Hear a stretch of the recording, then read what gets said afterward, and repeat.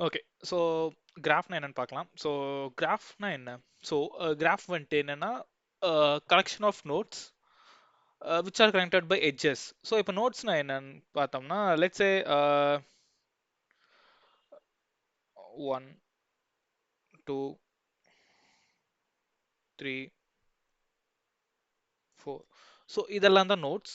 So இப்போ இங்கே எட்ஜஸ்ங்கிறது இதை நோட்ஸ் எல்லாம் இப்படி கனெக்ட் பண்ணுது இல்லையா? ஸோ இதெல்லாம் தான் எட்ஜஸ்ன்னு சொல்லுவாங்க. ஸோ இப்போ எப்படி நமக்கு அரேக்கு அரே எலமெண்ட்ஸ் இருக்கு இல்லையா? ஸோ ட்ரீஸ்க்கு ஸ்டாக் கியூ அரே லிஸ்ட் இந்த மாதிரி ஒவ்வொன்றுக்கும் ஒவ்வொரு எலமெண்ட்ஸ் இருக்கு இல்லையா? அந்த கண்டென்ட் இருக்கிறது இல்லையா? ஸோ அதே மாதிரி தான் இங்கே கிராஃபுக்கு நோட்ஸ்ன்னு சொல்லி இருக்கும். ஸோ இந்த நோட்ஸை நம்ம எப்படி கனெக்ட் பண்ணுவோம்னா எட்ஜஸ் வச்சு கனெக்ட் பண்ணுவோம். ஸோ இதில் எட்ஜ் வந்துட்டு என்னன்னா ஆம், இதுதான் எட்ஜ். ஓகே, ஸோ நான் ஃபர்ஸ்ட்லேருந்து ஒரு டைம் பண்ணி காட்டுறேன்.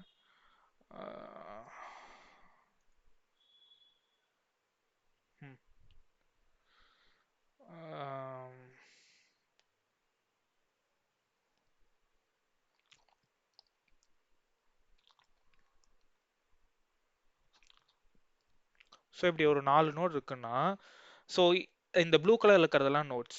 ஸோ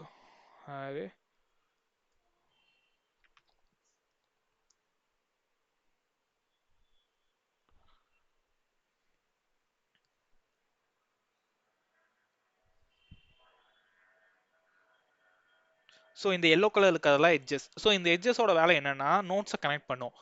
ஸோ இந்த நோட்ஸ் வந்துட்டு எட்ஜஸ் வழியாக கனெக்ட் ஆகுது இல்லையா? இந்த எட்ஜஸ் வந்துட்டு வெயிட்டட் எட்ஜஸாக இருக்கலாம், அன்வெயிட்டட் எட்ஜஸாக இருக்கலாம், டைரக்டட் கிராஃபாக இருக்கலாம், அன்டைரக்டட் கிராஃபாக இருக்கலாம். ஸோ இப்போ இதில் என்னவா இருக்குதுன்னா அன்டைரக்டட் அண்ட் அன்வெயிட்டடாக இருக்கு. ஸோ இப்போ 1 2 நம்ம கனெக்ட் பண்ணியிருக்கோம் இல்லையா? ஸோ இங்கே வந்துட்டு எந்த வெயிட்டுமே அப்ளை ஆகல. ஸோ இப்போ லெட்ஸ் சே அட ஸோ இப்போ லெட்ஸ் சே நான் இங்கே வந்துட்டு ஒரு 4 போடுறேன்னு வைங்களேன். ஸோ இப்போ நோட் ஒன்னையும் நோட் டூவையும் கனெக்ட் பண்ணுறதுக்கான எட்ஜோட வெயிட் என்னன்னா 4. ஸோ இது வந்துட்டு ஒரு ரியல் டைம் எக்ஸாம்பிளில் எப்படி சொல்லலாம்னா இப்போ லெட்ஸே ஒரு கூகுள் மேப் ஓப்பன் பண்ணிட்டு இப்போ உங்கள் லொக்கேஷனில் இருந்துட்டு ஒரு பக்கத்தில் இருக்கிற பேக்கரிக்கு போகிறதுக்கு எவ்வளோ டிஸ்டன்ஸ்னு பார்க்குறீங்க இல்லையா? ஸோ இப்போ இதுதான் உங்கள் லொக்கேஷன் வச்சுக்கலாம், கரண்ட் லொக்கேஷன். இதுதான் வந்துட்டு நீங்கள் உங்களோட டெஸ்டினேஷன் வச்சுக்கலாம். ஸோ இங்கே உங்கள் கரண்ட் லொக்கேஷன்லேருந்து டெஸ்டினேஷன் போகிறதுக்கு எவ்வளோ டிஸ்டன்ஸ் எடுக்குது அப்படின்னு நம்ம சொல்றோம் இல்லையா? ஸோ இது வந்துட்டு ஒரு வெயிட்டட் கிராஃபுக்கான எக்ஸாம்பிள் தான் இது. ஸோ இப்போ அதே மாதிரி இப்போ ஒரு டைரக்டட் அன்டைரக்டட்னா எப்படின்னா ஸோ நான் லெட்ஸ் சே அட ஸோ இப்போ 1 to 5 போகிறோம் இல்லையா? ஸோ ஆரோ மார்க் பார்த்தீங்கன்னா டுவர்ட்ஸ் 5 பாயிண்ட் ஆயிருக்கு. ஸோ விச் மீன்ஸ் என்னால் 1லேருந்து 5க்கு போக முடியும். பட் ஆனால் அதே டைம் 5லேருந்து டைரெக்டாக 1க்கு வர முடியாது. ஓகே, ஸோ இப்போ இது வந்துட்டு டைரக்டர் கிராஃப்னு சொல்லலாம். ஸோ இது வந்துட்டு ரியல் டைம் எக்ஸாம்பிள் எப்படின்னா இன்ஸ்டாகிராம் எடுத்துக்கலாம். ஸோ இப்போ நான் வந்துட்டு ஒரு ப்ரைவேட் அக்கௌண்ட்டை ஃபாலோ பண்ணுறேன்னு வைங்களேன். ஸோ அவங்க அக்செப்ட் பண்ணிட்டாங்கன்னா